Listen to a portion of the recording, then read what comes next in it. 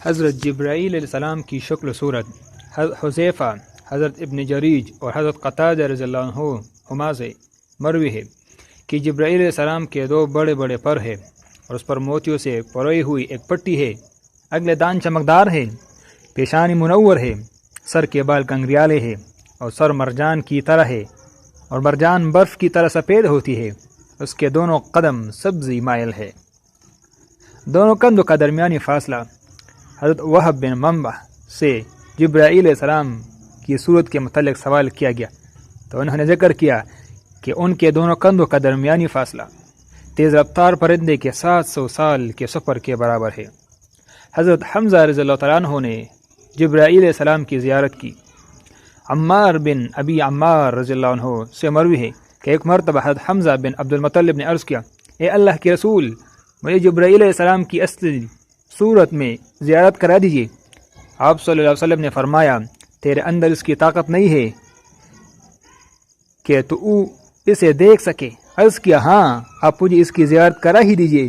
آپ نے فرمایا، اچھا بیٹھ جاؤ۔ پس جب جبرائیل علیہ السلام کعبے میں موجود ایک لکڑی پر بیٹھ گئے تو نبی اکرم صلی اللہ علیہ وسلم نے فرمایا، اپنی نظر اٹھاؤ اور دیکھ لو۔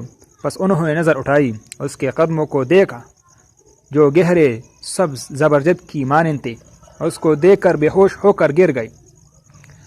حضور صلی اللہ علیہ وسلم جبرائیل علیہ السلام کو دیکھ کر بے ہوش ہو گئے۔ ابن شہاب زہری سے مروی ہے کہ رسول اللہ صلی اللہ علیہ وسلم نے جبرائیل علیہ السلام سے مطالبہ فرمایا کہ آپ اپنی اصل صورت دکھلائیے، تو جبرائیل علیہ السلام نے عرض کیا، آپ میں دیکھنے کی تاب نہیں ہے۔ آپ نے فرمایا، میری خواہش ہے کہ آپ ایسا کریں۔ پس ایک چاندنی رات میں حضور صلی اللہ علیہ وسلم اپنی جائے نماز کی طرف تشریف لائے تو جبرائیل علیہ السلام بھی اپنی اصلی صورت میں آ گئی۔ جب آپ نے ان کو دیکھا تو بے ہوش ہو گئی۔ پھر جب آپ کو ہوش آیا تو جبرائیل نے آپ کو سہارا دیا ہوا تھا اور اپنا ایک ہاتھ آپ کے سینہ مبارک پر رکھا ہوا تھا اور دوسرا آپ کے دونوں کندھوں کے درمیان۔ پس رسول اللہ صلی اللہ علیہ وسلم نے فرمایا، میں نے مخلوق میں سے کسی چیز کو اس طرح نہیں دیکھا۔ تو جبرائیل نے عرض کیا، آپ صلی اللہ علیہ وسلم اسرافیل کو دیکھ لے تو آپ کی کیا حالت ہوگی؟ اس کے تو 12 پر ہے اور ان میں سے ایک پر مشرق میں ہے، دوسرا مغرب میں۔ عرش اس کے کندھوں پر ہے۔ یہ اللہ کی عظمت کے سبب کسی وقت اتنا دبلا ہو جاتا ہے کہ ممولا یعنی چڑیا سے چھوٹے جانور کی طرح ہو جاتا ہے۔ یہ اپنی عظیم الجثہ ہونے کی وجہ سے عرش خداوندی کو اٹھائے ہوئے ہے۔ جبرائیل علیہ السلام حضور صلی اللہ علیہ وسلم کے پاس کس شکل میں آتے تھے؟ حضرت ابن عباس رضی اللہ عنہ سے مروی ہے کہ نبی علیہ السلام نے فرمایا، جبرائیل میرے پاس اس طرح آتے ہیں جس طرح کوئی آدمی اپنے دوست کے پاس آتا ہے۔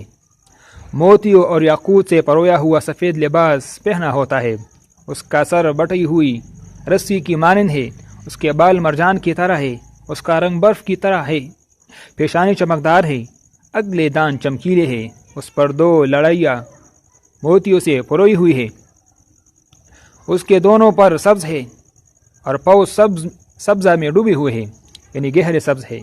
اس کی اصل صورت جس میں وہ پیدا کیا گیا ہے وہ دونوں افق کو بھر دیتی ہے۔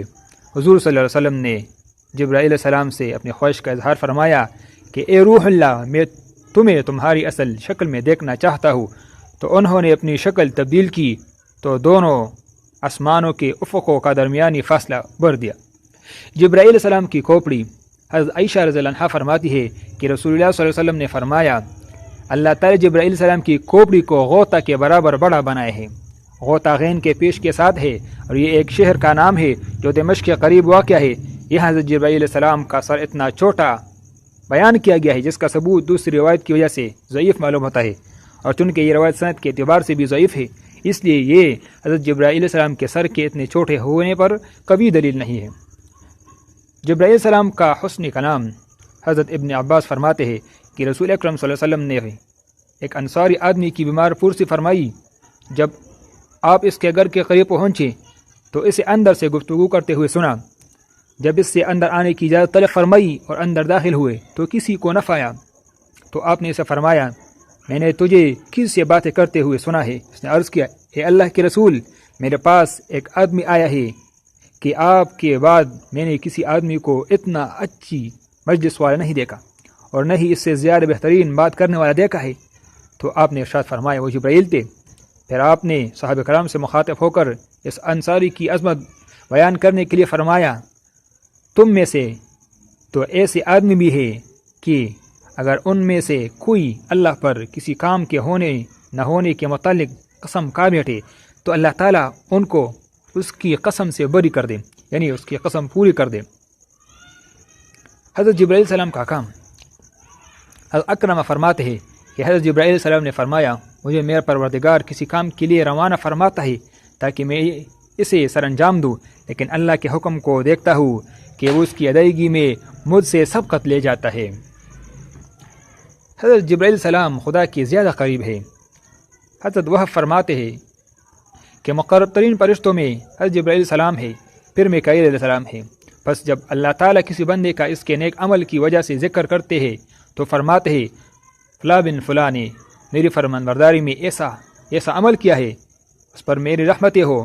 پھر میکائیل جبرائیل سے پوچھتے ہیں کہ ہمارے رب نے کیا فرمایا، تو وہ کہتے ہیں کہ فلاں فلاں اپنے نیک عمل کی وجہ سے یاد کیا گیا ہے، پھر اس پر اپنی رحمتیں بیچتی ہے، اللہ کی اس رحمتیں اس پر ہو۔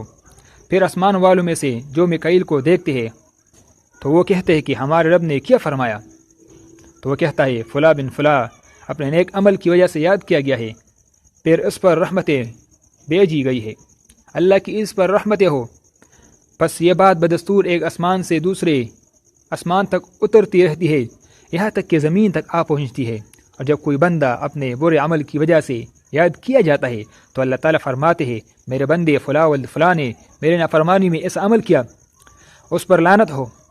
پھر میکائیل جبرائیل سے پوچھتے ہیں کہ ہمارے رب نے کیا ارشاد فرمایا، تو وہ کہتے ہیں کہ فلاں فلاں اپنے برے عمل کی وجہ سے یاد کیا گیا ہے، اس پر اللہ کی لعنت ہو۔